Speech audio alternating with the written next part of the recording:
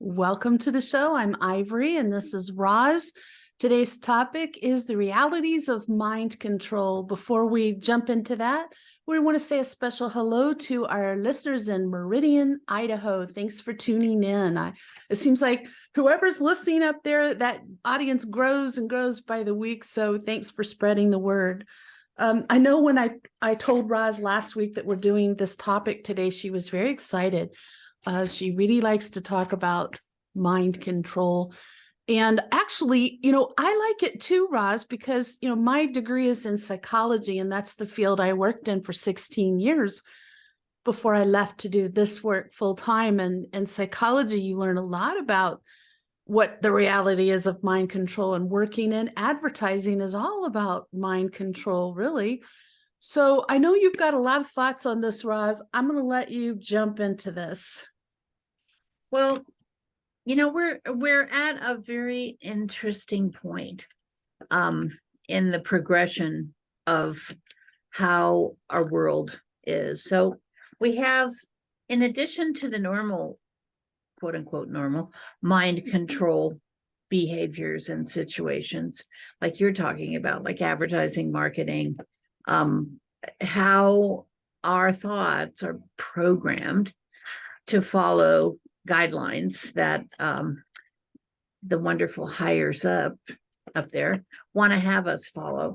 But in addition to that, now, we have such a powerful impact in our lives of the media, social media, and there's tremendous mind control in all of that. And I've actually read, and there have been some incidents that have occurred in the last few years that really confirm this, that there's many people that are of the belief system now that the mind control done through electronic frequencies, like the AI kind of stuff, is expanding at an amazing rate.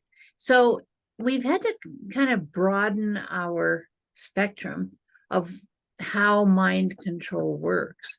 Our thoughts are definitely impacted by everything we read, hear, and see. But in addition to that, there are a lot of people now, and there has been some scientific confirmation of this, that mind control can be done by use of these electronic gadgets and frequencies. So it's kind of a scary but amazing time too, of everything that's going on. And I just read recently, there was an incident that occurred a few years ago, and it was some of the employees of one of our embassies in the Central Americas, I believe, as I recall. I wouldn't swear on that, but where they actually confirmed that the employees there were being bombarded by mind control done electronically. So, this is a rapidly expanding field in many ways. And I think people need to come to the reality check that, we have to think about what our thoughts are and what our emotions are and what we might be being programmed with. So absolutely. And it's interesting you bring up that exactly, because the truth is mind control is happening to all of us right now. All the time.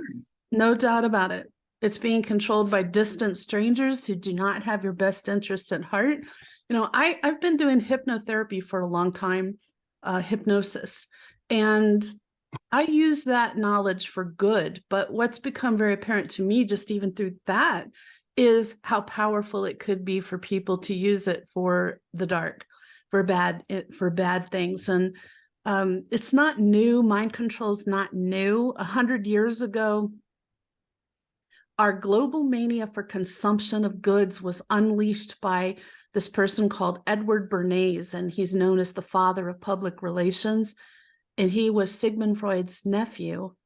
And he used his Uncle Freud's insights into the subconscious to develop new methods of mind control designed to create the modern American consumer. Now, I've long been one who turns off commercials. If I'm watching television or hearing something that has commercials, I turn it off. And it's because I noticed that, like, the more you watch commercials, the more you want things. When I don't watch commercials, I really don't. There's not a whole lot I want. I mean, there's things I need, like replacing my groceries, things like, but I don't want things. So what Bernays decided is we must shift America from a needs to a desires culture. People must be trained to desire, to want new things, even before the old have been entirely consumed. And that's where we are now. So he said, we must shape a new mentality. Man's desires must overshadow his needs. So basically, he's just saying we need to, who cares what's good for the people in America? We just want to make them buy things. We want to make them buy all kinds of things they don't even need. I mean, it's happening all the time, isn't it? Absolutely. And the other amazing fact about this is, as we progress, as we in this, constant electronic expansion that we're going through, there's going to be a lot of discovery about controlling individuals in addition to the masses. It's, the potential for use for good with this is tremendous, but unfortunately, the potential for use of dark and evil intentions is also massive. So, well, I try to always kind of take things that I hear and see with a grain of salt a little bit and try to do research. I mean, there's just simply not time to research everything.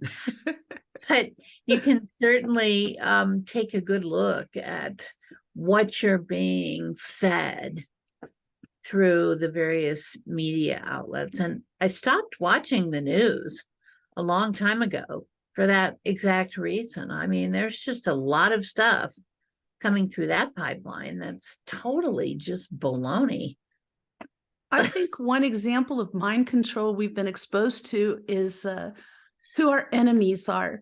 We're told who our enemies are, and then we're told that's not our enemy anymore. Now, this place is our enemy. This group of people is our enemy. And a lot of people jump on that bandwagon, and I always like, why are they our enemy? Exactly why. It's kind of like high school multiplied by billions. We're not talking to her anymore. She's in the outs. And we're being told the same thing on this global scale. Who's our enemy? So things like that we need to start questioning, and not just everything that we're told. And unfortunately, we're told a lot. One thing that really aggravates me is this thing with Procter and Gamble, and I'm sure you've heard about this. The chief executive of General Mills said, when it comes to targeting kid consumers, we at General Mills follow the Procter and Gamble model of cradle to grave. We believe in getting them early and having them for life. So they're marketing, doing mind control on children, and then trying to keep them mind controlled to buy their products for life. So keep that in mind. I'm sure they're not the only ones. What has changed, what is different in mind control, is using this data mining, social media to inject their power even deeper into our minds than they could have possibly imagined 100 years ago. There's actually someone named F.J. Fogg has founded a field called captology, and it's derived from the acronym CAPT, or Computers as Persuasive Technology. And at the ominously named Stanford Persuasive Tech Lab, he teaches freshly minted graduate students how to use technology to change people's attitudes or behaviors. And then off they go into the world to take those mind control techniques to you. It's some of the things that has spawned from his technology is the chimes on our smartphones, which we train our brain kind of like Pavlov's dog. You hear that bell? And it's like, oh, I need to check my phone. It pulls you, it diverts your attention from other things and back onto being addicted to your phone. the thumbs up icon on our news feed, the like statistics telling us how popular we are today. All of that is mind control. They're known as hot triggers in this captology, and it triggers behavioral loops in your subconscious. And so the successful apps are those that trigger a monetary need and then provide us with an instant solution. So, I think what's aggravating, people get freaked out when they talk about something and then ads come through on their phone for it. Well, then don't click on it, because you are teaching them to do more of that. Don't click on that ad. So yeah, they know what you're talking about. They know what you're looking at, and don't give them the ammunition to continue that. That solution sparks a micro dose of endorphins in our brains. And so there we are, like rats on a wheel. We find ourselves getting addicted and we go back for more, don't we? It's terrible. It's all designed. Social media is designed to be addictive. Well, I think you can take that a step forward and back, because that's how television started it all, and radio. Oh yeah. Oh yes. Like creating that desire of, like, everybody who's cool is going to have this, whatever it is. I remember, this sounds so trite, but I remember when colored televisions came out, and I was still pretty young then, and that was like the bomb. I mean, as soon as it came, you had to have one. Oh yes. Everybody had to have one, and it's that mentality of, it's a little bit of keeping up with the Joneses, but it's also just, oh, I deserve that. I should have that. And the next thing you know, you're hooked. It is an addiction. Absolutely. It really is. Oh my gosh. And I'm gonna interject a funny thing here. Recently, somebody was talking about on their podcast about kids asking, what was it like before the world was in color? Because they saw black and white TV and movies and thought that at some point the world went into color. So anyway, there's a little levity for you to lighten the mood, but you're totally right about that. I mean, I remember looking back on that too. That's when we got our first TV, and I remember wanting to watch it at that point. It was a lot more enticing, but there's never been a time in my life that we weren't being mind controlled. Yeah. And it's only increasing. It's not just the advertising, there's all of the subliminal. They're not supposed to be doing subliminal programming, but of course they are. Of course it's still going on. So what they used to do that they got in trouble for was the super micro flashes of words that the brain couldn't see. Now they do it and just let it linger a little longer so you can register it. And also they do it through the pictures and the video they show in commercials. Exactly. Where you associate young people out having fun with this product. Oh, if I get that product, I can be a young person out having fun. I am not going to be a young person. I can be out having fun. No product's going to make me a young person again. So, we just have to be real about this. I really feel like I worked in advertising and radio, and I got a taste of what it takes to sell products. And there's a reason I'm not in radio anymore. That was a long time ago. I do want to talk about Facebook, because I think this is a really big issue here. It's built its entire global empire of 1.6 billion, probably more by now, active users on an addictive routine. Their key trigger is what they call FOMO, fear of missing out. And that's true. Like, even as a child, you don't want to go to bed because you're afraid you're going to miss out on something good. They're capitalizing on that. Humans evolved in hunter-gatherer tribes where survival meant being part of the community. So the social anxiety of missing what our friends are doing arises from very deep inside our hormonal system. Meanwhile, there's a book by Sherry Turkle called Alone Together. We sacrifice our daily physical intimacy with those around us by focusing our attention on the screen in our hands. How many times have you been out to eat, seen a table full of people eating a meal together, and every one of them are on their cell phone? It just blows me away. I think cell phones need to be put away during meals, barring emergency situations. But that whole thing, there's a photography series called Removed by an artist called Eric Pickerskill that documents the feeling of everyday social situations after removing people's smartphones from the picture. So I think that's interesting. How many people out there listening or watching have tried an experiment where you give up your cell phone for a full 24 hours? It usually causes great anxiety for people, and they can't focus on things. I think that's not saying you need to go back to your cell phone. I think it shows we really need to cut back. Facebook has been researching the extent of its power over our behavior, manipulating its own users like guinea pigs. This is a fact. On election day in 2010, it sent a message, go out and vote reminders to more than 60 million users, and it caused an estimated 340,000 to vote who ordinarily wouldn't have. And I think that's good. More people need to vote. We all need to exercise our vote. But if it chose to send these reminders to supporters of a particular party or a specific candidate, it could easily flip an election without anyone ever knowing about it. That's a problem. Under current law, Facebook wouldn't have to tell anyone what it was doing. In another experiment, which did cause a public outcry, Facebook successfully manipulated the emotional state of 689,000 of its users by sending them either in excess of positive or negative terms in their news feeds. They did an experiment on us. Like guinea pigs. Yes, like guinea pigs. And so, I think that's something to really think about. We all talk about how sick we are seeing people with their nose buried in their phone, but we're probably one of them too. And one way I catch myself, I don't know about you, but I catch myself, like I'll be at a doctor's office. And remember what it used to be like at a doctor's office? You'd read a magazine or you'd talk to the other people in the waiting room. And now everyone whips out their phone. There's no magazines because of COVID. They whip out their phone.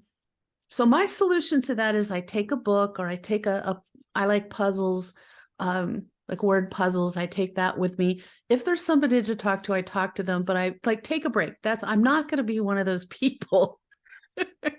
Or at restaurants.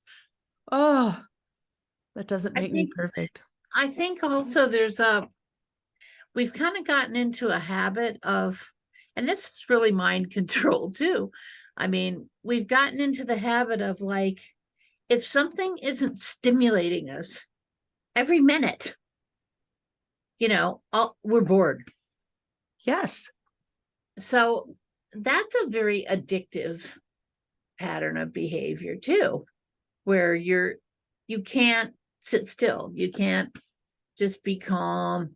It's sometimes I'll say to people, I think it would help you if you meditated and focused on periods of calmness, and they'll immediately go, well, I can't do that. I try. No, it's not easy for you. You have to learn. Yeah, it doesn't work, they'll say.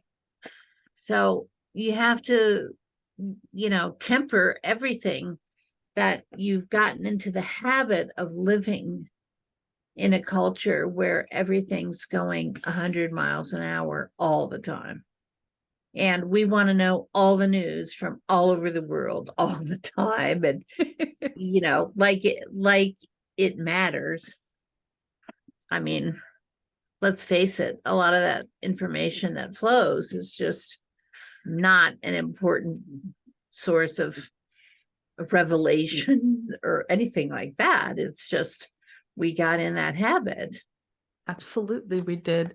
And I think a sign of that is when you feel like you have to have the TV or music on, or you have to be interacting with somebody, like calling someone on the phone, and you can't just sit with yourself at all or do something quietly. And I think that that's just something to think about. You're not a bad person. I mean, this is our society today and the way we've been trained. We've been mind controlled into this, but we can take ourselves out of it too. So how about, let's talk about subliminal mind control. Let's go back to that a little bit. If you believe in your autonomy, when you're carefully conducting research on a topic and you use Google to search for something, think again. There's a psychologist named Robert Epstein has unearthed the massive subliminal power of what he's called the search engine manipulative effect, or SEME. This effect's based on the fact that when we search, we click half the time on one of the first two results, and more than 90% of our clicks are on the top 10 links listed on the first page. There might be thousands of other web pages containing our keywords, but Google decides which ones we're going to read. So there's great power in being one of those first two, in being the top 10 links. They have a lot of power in that, and we enable it by clicking on those so often. And there's another thing with that SEME, and that's voting. Hot topic. Same guy, Epstein, and his associate, Ronald Robertson, wanted to test whether SEME could impact how people decided to vote in an election. So they asked a sample of Americans to search candidates for an Australian election just to minimize preconceived notions about the candidates, using their own mock search engine, Cadoodle. They randomly divided the sample voters into 3 groups and served up the same results to each group. The only difference was the ordering of the results. One group's results favored one candidate, another group's results favored the opposing candidate, and the third group saw results that favored neither candidate, and the results were staggering. The proportion of people favoring Cadoodle's favored candidate increased by 48%. And disturbingly, 3/4 of the people in the manipulated groups were completely unaware of any bias in their search results. In the neutral control group, there was no significant shift of opinion. So think about that with our actual true elections here and around the world. It'd be so easy to shift it just by positioning because of that SEME theory. Absolutely. And we see this. I mean, we see it all the time. That's the interesting thing. I think we become numb. You know, the news just goes in, and there's a lot of discussion that I read about this conscious mind and what the conscious mind is processing and busy with all the time versus the subconscious. And I read one time that the subconscious is like a 3-year-old. It believes everything it is told. It just takes That's scary. and it becomes part of the belief system. It is scary because think of everything you hear during just a regular day. It's amazing. There's so much going on and so much discussion about everything that's going on. And if you do follow any of the news channels, that's just an amazing. I mean, it used to be that, 30 or 40 years ago, news was presented as facts, whether or not it was true fact, but it was presented as fact. Now, everybody's opinion is just flying all over. So I think people tend to gravitate and pick the opinion that they like, that supports their emotion, their fear, their whatever, their mindset.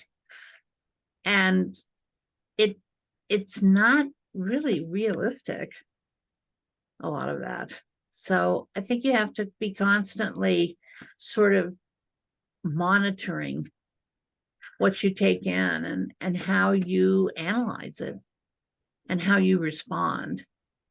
And that's what exactly the mind control does not want. And I don't think that's very different. Hearing what you're saying, Roz, it's not really different from when we're young. We've lived with our parents. We've been absorbing their talk, their thoughts, their conversations about the world, about politics, about everything. Then we go out on our own. And usually even before then, as we're just nearing like graduation in high school, we are coming to this place where we're starting to think for ourselves. And we need to think for ourselves. Just because you've heard something for years doesn't mean it's true or fact. Just because you've believed something before maybe you don't believe it now because you have more information.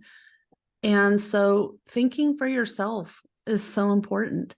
I don't want to forget to talk about Google because this is a big one. the search engine. In many countries of the world, including here in the US, Google has a near monopoly over internet searches. I think that might be coming to an end soon. But it's entirely unregulated, and courts have ruled that Google's right to rank search results however it pleases is protected as a form of free speech. If Google chose to swing a US election, they could probably do so without anyone knowing about it. Would they do something like that?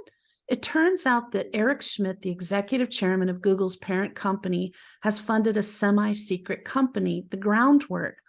And it was, I don't want to get into politics. I'm not going to say my political affiliation, but it was to provide Hillary Clinton the engineering talent she needs to win the election, prompting WikiLeaks founder Julian Assange to call Google Hillary's secret weapon. Meanwhile, Hillary has hired a longtime Google executive as her chief technology officer back at the time.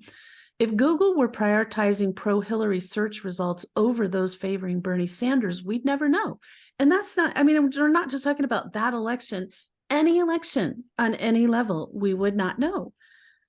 There's a British economist named Kenneth Boulding who once warned a world of unseen dictatorship is conceivable, still using the forms of democratic government.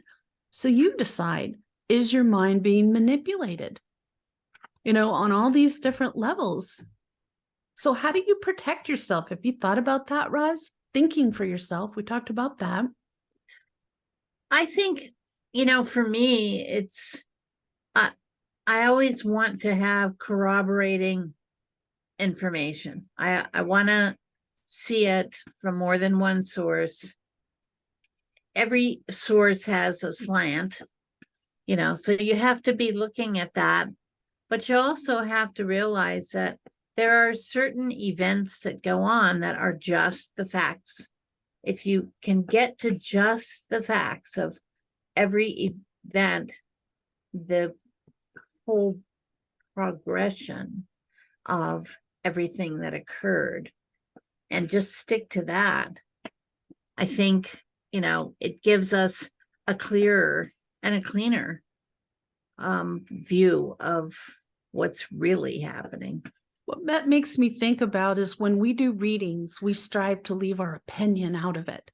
You come to us for a psychic reading, we're going to tell you exactly what we see. You come to us for mediumship, we're going to tell you what spirit shows us, says. But if you start putting your opinion in it, then it colors it. And that's true too. If it's not just the facts, then it's colored by the opinions of whoever's presenting it. So, one idea is to investigate your relationship with social media and take back your power to choose by conducting your own experiments. You can consciously go through periods of complete disengagement from social media for a day, a week, a month, and notice how it feels. How strong and how frequent were your urges to reconnect? Did you miss anything?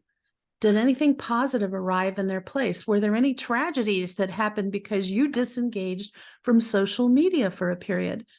And I think it's something just to kind of wake up your brain, retrain your brain. There's people who regularly take social media breaks. My personal thing is like, once I'm done working for the day until I start work the next day, I really don't want to engage on social media. I know my brain needs a break from it.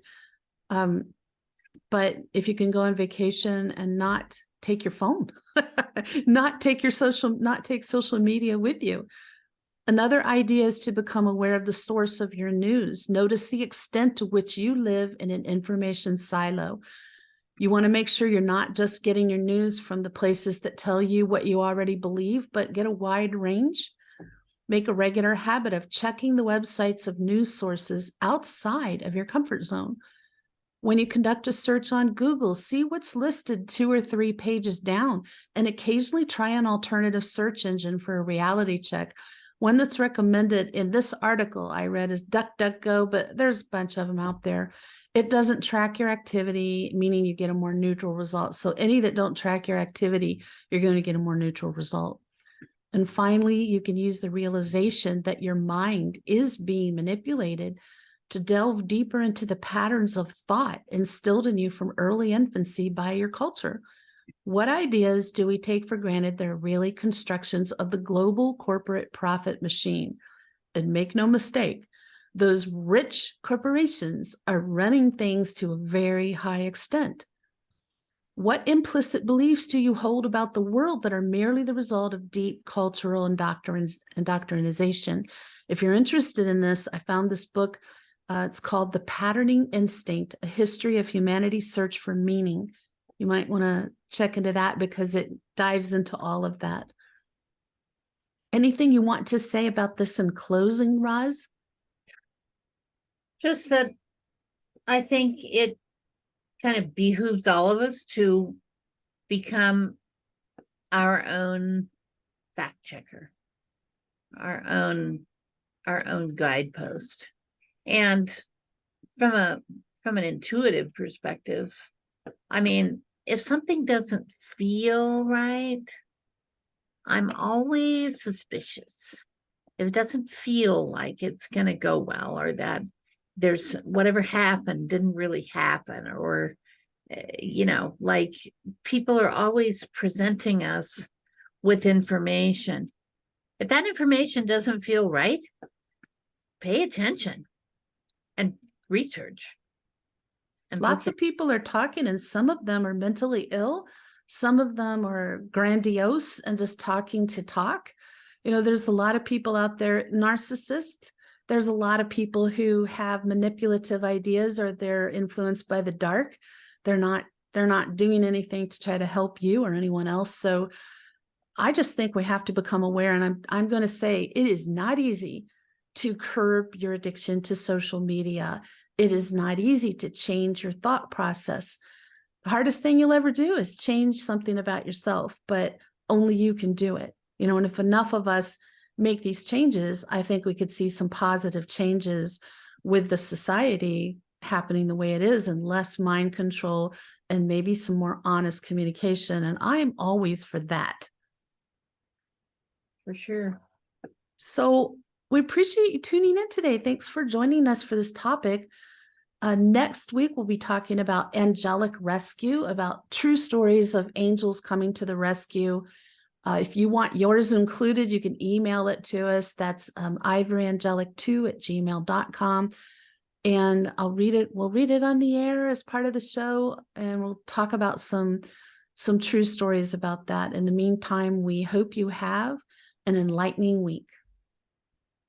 Bye.